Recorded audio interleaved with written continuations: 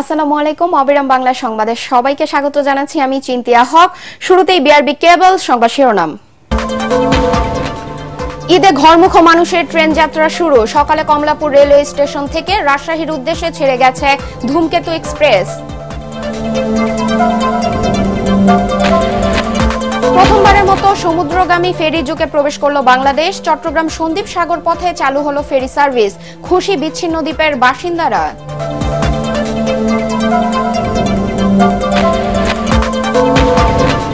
ঐতিহ্যবাহী Joypurhat library and ক্লাবের ভবন ঝুঁকিপূর্ণ হয় পরিত্যক্ত ঘোষণা।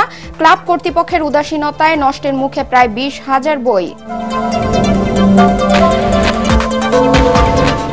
এবং জামালপুরে পুরাতন ব্রহ্মপুত্র নদের চরের নিষ্ফলা পতিত জমিতে বাণিজ্যিকভাবে চাষ হচ্ছে তুলার। ফলন এবং দাম ভালো পাওয়ায় প্রতি বছরই বাড়ছে আবাদ। শুনছিলেন বিআরবি কেবল সংবাদ শিরোনাম, এবার বিস্তারিত সংবাদ। আসন্ন ঈদ উল ফিতর উপলক্ষে ঘরমুখ মানুষের ট্রেন যাত্রা শুরু হয়েছে।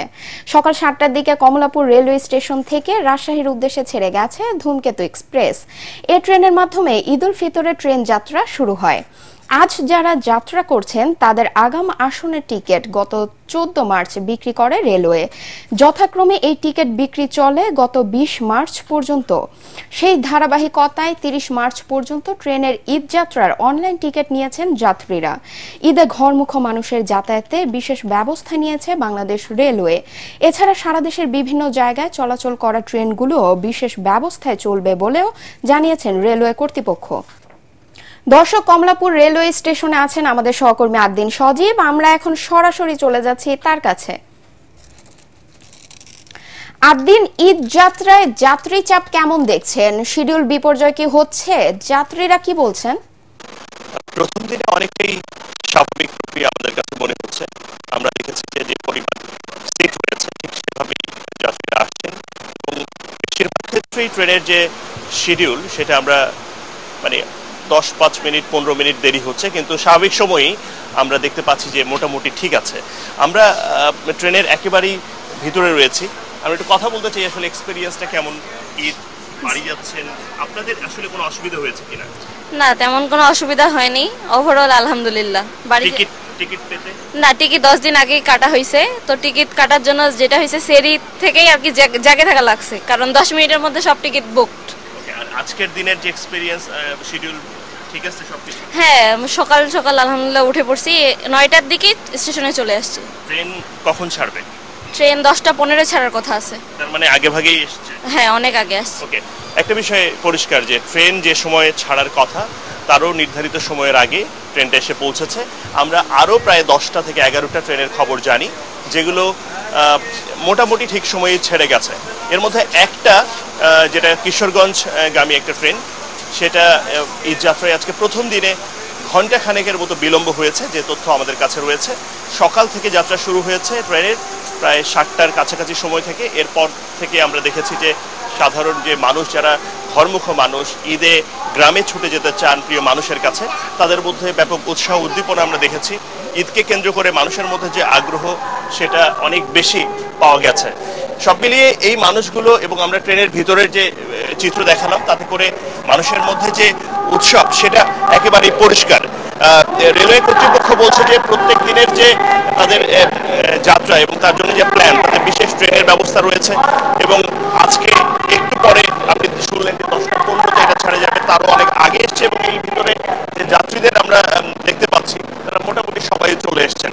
এখন বিষয়টা হলো যে এই যে যাত্রা এবং এটা কতটা তারা শেষ পর্যন্ত ধরে রাখতে পারবে। কারণ আমরা সবসময় দেখি যে প্রথম দিকের, অর্থাৎ ট্রেনে ঈদ যাত্রার প্রথম দিনে অনেকটা স্বাভাবিক থাকলেও পরবর্তীতে আমরা এটার দেখা যায় যে কিছুটা চাপ বেড়ে যায় এবং শেষ পর্যন্ত এমন একটা অবস্থা হয় ট্রেনের উপর পর্যন্ত উঠে যায়। যদিও ট্রেন এবং রেলওয়ে কর্তৃপক্ষ যারা, তারা বলছেন যে চেকপোস্ট অনেকগুলো করা হয়েছে। যারা টিকিট, অন্যের টিকিটে এখানে যেতে পারবেন না, নিজের টিকিটেই যেতে হবে। এবং আপনার স্টেশনে ঢোকার ক্ষেত্রে কয়েক দফায় এই চেকিংটা হচ্ছে। আমরা আজকে সেটাই দেখেছি এবং দেখছি যে তারা টিকিট প্রদর্শন করছেন। সবকিছু মিলিয়ে বলা যায় যে অন্যের টিকিটে কালোবাজারি কিংবা নানা রকম অবৈধ উপায়ে ট্রেনের যাত্রা করার সুযোগ কারণেই এটা করতে চাইলে তারা জরিমানার শিকার হবেন বলছেন রেলওয়ে কর্তৃপক্ষ। আদ্দিন, আপনাকে ধন্যবাদ। সব শঙ্কা আর বাধা দূর করে প্রথমবার সমুদ্রগামী ফেরির যুগে প্রবেশ করছে বাংলাদেশ। দীর্ঘ প্রতীক্ষার অবসান ঘটিয়ে দেশের মূল ভূখণ্ড থেকে বিচ্ছিন্ন দ্বীপ উপজেলা সন্দ্বীপের সাথে যোগাযোগ সহজ করতে চালু হলো চট্টগ্রাম সন্দ্বীপ সাগর পথে এই ফেরি সার্ভিস। সকালের উদ্বোধন করেন নৌ পরিবহন উপদেষ্টা অবসরপ্রাপ্ত brigadier general M Shakhawat Hossain. এতে খুশি দ্বীপটিতে বসবাসকারীরা। চট্টগ্রাম থেকে আরো জানাচ্ছেন সৈয়দ তামিম মাহমুদ। এ যেন অন্যরকম এক আবেগময় দিন এই দ্বীপবাসীদের জন্য। যাত্রাপথের সীমাহীন ভোগান্তি, টানহানি, আশ্বাস আর প্রতিশ্রুতির বেড়াজাল পেরিয়ে প্রথমবারের মতো তাদের সেবায় যুক্ত হচ্ছে ফেরি সুবিধা। দেশের মূল ভূখণ্ডের সঙ্গে যোগাযোগে কোমর পানি বা হাঁটু পরিমাণ কাদা মারানো দুর্ভোগ সাগর বেষ্টিত সন্দ্বীপের মানুষের প্রতিদিনের অভিজ্ঞতা। আছে যানবাহনের সংকট, এছাড়াও ঝড় বৃষ্টির মতো প্রাকৃতিক দুর্যোগে নৌ চলাচলে জীবনের ঝুঁকি তো রয়েছেই। সেই সাথে অসুস্থ রোগীকে দ্রুত শহরে আনতে গেলেও বেগ পেতে হয় সন্দ্বীপের মানুষের। এই দুর্ভোগ আর ঝুঁকি কমাতে এবার চট্টগ্রাম সন্দ্বীপ রুটে চালু হলো ফেরি সার্ভিস। এ নিয়ে ব্যাপক উৎফুল্ল সন্দ্বীপবাসীরা।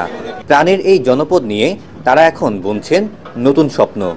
আমাদের জন্য এটা নতুন এক দ্বারপ্রান্ত। সন্দ্বীপে অনেক উন্নত হয়ে যাচ্ছে, যাতায়াতের সুবিধা হচ্ছে। এটা একটা অবর্ণনীয় আমাদের জন্য সুখকর খবর।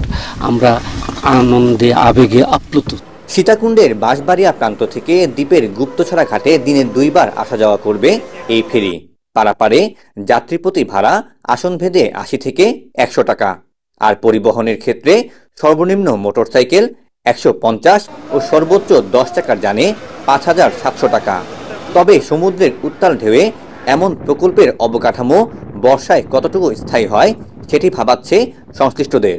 আপাতত ঈদ পর্যন্ত ফেরি চালানোর কথা বলছে কর্তৃপক্ষ। এই ওয়েদারে আসলে এটা চালানোর জন্য আর হয়তো 10-12 দিন চালানো যাবে। আমরা চেষ্টা করব ঈদটা পার করার জন্য। এদিকে সন্দ্বীপের অভ্যন্তরীণ সড়কগুলো অনেক সরু। ফেরি চালুর পর এসব সড়কে পরিবহনের চাপ আরও বাড়বে।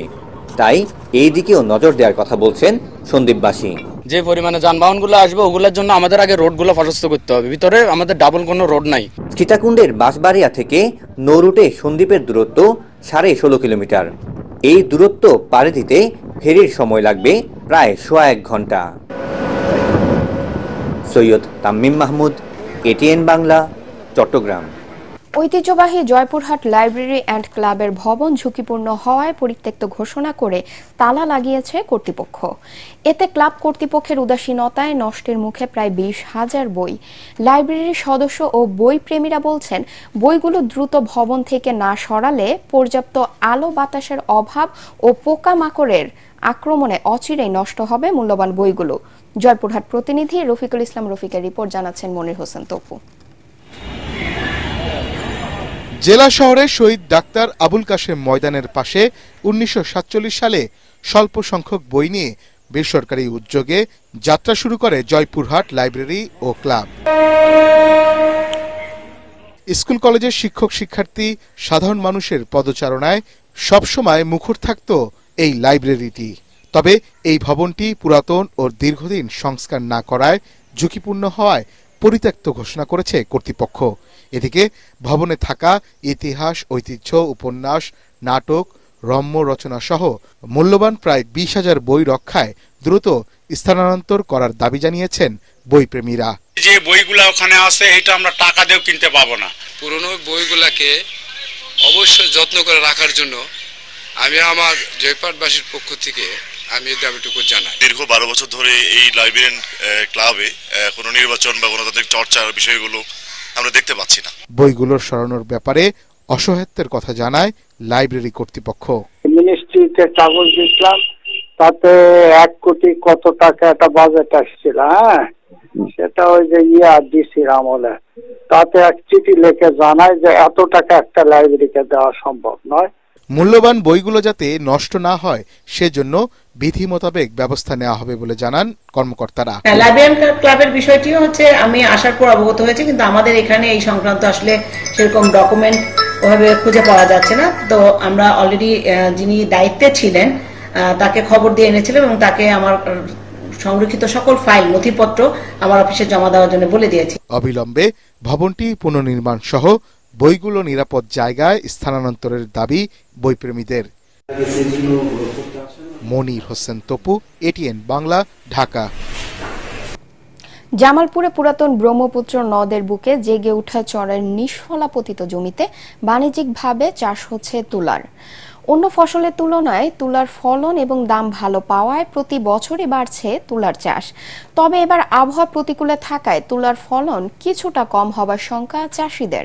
জামালপুর প্রতিনিধি লুৎফর রহমানের রিপোর্ট জানাচ্ছেন মিজান শাহজাহান। পুরাতন ব্রহ্মপুত্র নদের বুকে জেগে ওঠা চরের জমি একসময় ছিল নিষ্ফলা। এসব পতিত জমিতে চাষিরা বিভিন্ন ফসল ফলানোর চেষ্টা করেও ব্যর্থ হয়।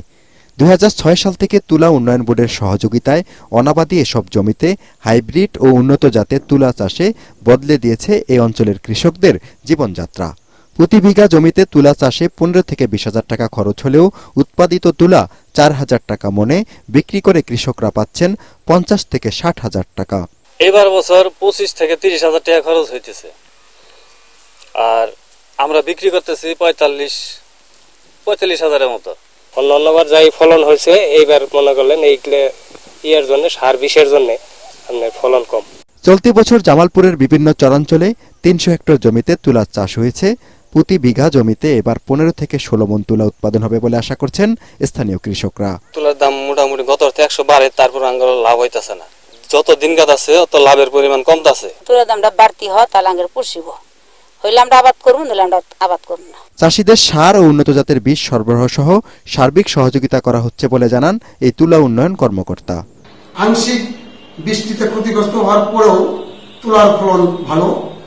এবছর তুলা উন্নয়ন বোর্ড প্রদর্শনী প্রণোদনার মাধ্যমে কৃষকদের ভালো বীজ, সার, কীটনাশক দিয়ে সহায়তা করে আসছে। সরকারি প্রশিক্ষণ, বিনামূল্যে সার, বীজ ও কীটনাশক সরবরাহ করা গেলে তুলা চাষ আরও বাড়ানো সম্ভব বলে জানিয়েছেন কৃষকরা। Bureau report, ATN Bangla. এবার ঈদের কেনাকাটায় খুলনার ঈদ বাজারে ভিন্ন মাত্রা। প্রতি বছর এক শ্রেণীর মানুষ দূরত্ব কম হওয়ায় ঈদের কেনাকাটা করত কলকাতায়। এবার ভিসা না পাওয়ায় তারাও স্থানীয় মার্কেট ও শপিং মলে ভিড় করছে। তবে মেয়েদের পোশাকে বিগত সময়ে ভারতীয় একচেটিয়া বাজারে ভাটা পড়েছে, বেড়েছে পাকিস্তানি ড্রেসের চাহিদা। পাশাপাশি দেশীয় পোশাকগুলো চলছে ভালো। শেষ মুহূর্তে মার্কেটে ভিড়ের সাথে সাথে বেচা কেনা বেড়েছে। তবে উচ্চ মূল্যের কারণে ক্রেতা বিক্রেতা সকলেই হতাশ। খুলনা থেকে এসএম হাবিবের পাঠানো তথ্যচিত্র নিয়ে রিপোর্ট করছেন শারফুল আলম। বিগত বছরগুলোতে মার্কেটগুলিতে যে কেনাবেচা হতো তা এখন আর নেই। বড় ক্রেতা শূন্য মার্কেটগুলো। তবে বেড়েছে সাধারণ ক্রেতা। এর সাথে পাল্লা দিয়ে বেড়েছে সব ধরনের পোশাকের দাম। বিক্রেতারা জানিয়েছেন ডলারের মূল্য বৃদ্ধির কারণে বিদেশি পোশাকের মূল্য বেড়ে গেছে কয়েক গুণ। লেডিস আইটেম যেটা আছে সেটা আপনার 3 পিসের যে অল্টারনেট, সেটা আমাদের পাকিস্তানি কিছু প্রোডাক্ট দিয়ে আমাদেরকে কভার করতে হচ্ছে। সবচাইতে বেশি হিট যাচ্ছে আপনার পাকিস্তানি এবং দিল্লির, এবং অনেক ইউনিক কালার, অনেক ইউনিক ডিজাইন আসছে, এবং এবার বাংলাদেশি মালটা খুব বেশি চলতেছে। যে কাস্টমার আছে তাদের চাহিদা মেটাতে পারছি না, কারণ আমরা সেভাবে কোনো কালেকশন প্রোডাকশন পাচ্ছি না। এদিকে ভারতীয় পোশাক দীর্ঘদিনের একচেটিয়া ঈদের বাজার নিয়ন্ত্রণ করলেও এবার তা হারিয়েছে। এবার মেয়েদের পছন্দের তালিকার শীর্ষে রয়েছে পাকিস্তানি পোশাক। পাশাপাশি দেশি পোশাকের চাহিদাও বেড়েছে, একই সাথে বেড়েছে দামও। দাম তো আকাশ ছোঁয়া। বাজেট যেটা নিয়ে আসি আসলে ওইটার মধ্যে সম্ভব হচ্ছে না। টপস কিনছি একটা, আর একটা আছে জিন্স কিনছি। কোনো কিছু এখনো পাইনি, যদি পাই তাহলে কেনার চেষ্টা করবো। বছরে বছরে বাড়ে, দামে একটু বেশি। গতবারের থেকে এবার দাম তুলনামূলক একটু বেশি, তবে তাও ঠিক আছে, কেনা যাচ্ছে। জুতো কাপড় কিনলাম তো, জুতো কেনা হয়েছে, আর কিছু কেনা হয়নি। এটা করতে আসছি, দেখতেছি ঘুরে ফিরে, পছন্দ হলে নিয়ে যাব। অনেক ফ্যাশন হাউসে নানাভাবে প্রচারণা চালিয়ে দিচ্ছে ডিসকাউন্টের ঘোষণা।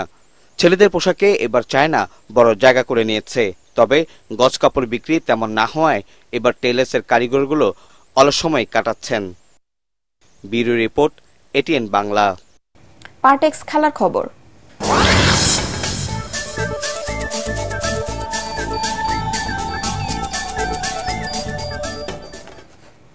উয়েফা নেশনস লিগের সেমিফাইনালে উঠেছে স্পেন ও পর্তুগাল।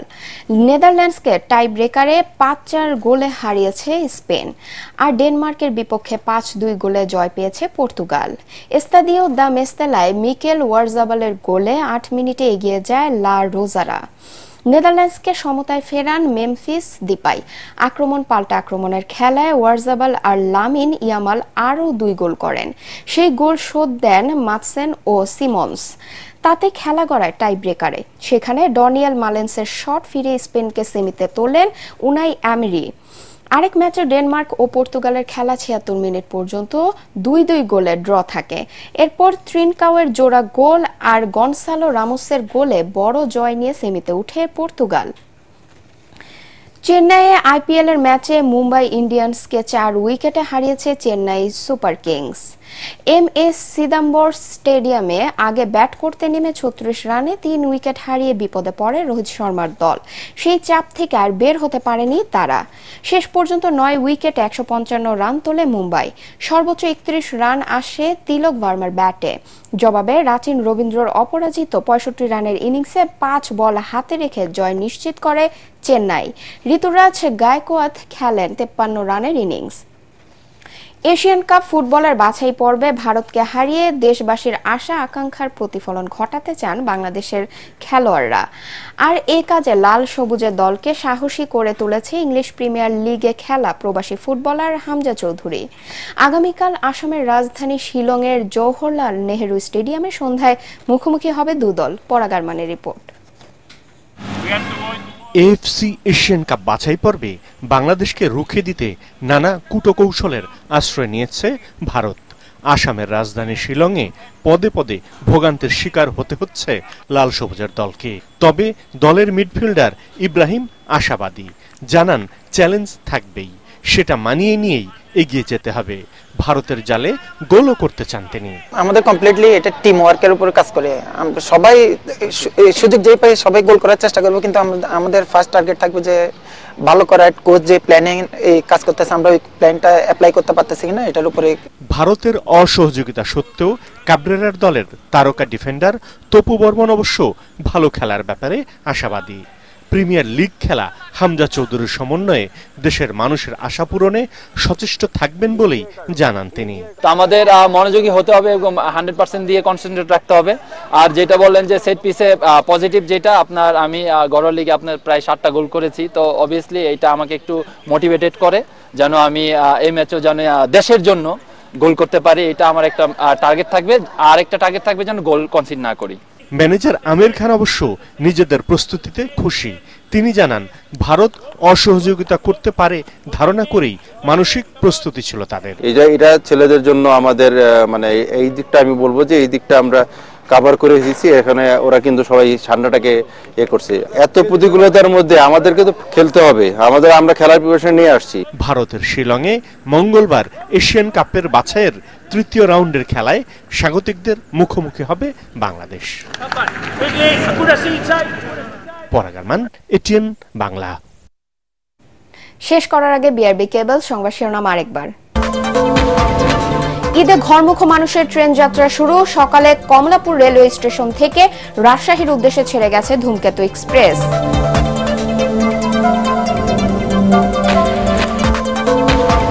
প্রথমবারের মতো সমুদ্রগামী ফেরির যুগে প্রবেশ করল বাংলাদেশ। চট্টগ্রাম সন্দ্বীপ সাগর পথে চালু হলো ফেরি সার্ভিস। খুশি বিচ্ছিন্ন দ্বীপের বাসিন্দারা। ঐতিহ্যবাহী জয়পুরহাট লাইব্রেরি অ্যান্ড ক্লাবের ভবন ঝুঁকিপূর্ণ হওয়ায় পরিত্যক্ত ঘোষণা। ক্লাব কর্তৃপক্ষের উদাসীনতায় নষ্টের মুখে প্রায় 20,000 বই। এবং জামালপুরে পুরাতন ব্রহ্মপুত্র নদের চরের নিষ্ফলা পতিত জমিতে বাণিজ্যিকভাবে চাষ হচ্ছে তুলার। ফলন এবং দাম ভালো পাওয়ায় প্রতি বছরই বাড়ছে আবাদ। পরবর্তী সংবাদ দেখার আমন্ত্রণ জানিয়ে এখনকার মতো শেষ করছি। এটিএন বাংলা সংবাদ ইউটিউবে দেখতে ব্রাউজ করুন youtube/ATN Bangla News। ধন্যবাদ সবাইকে।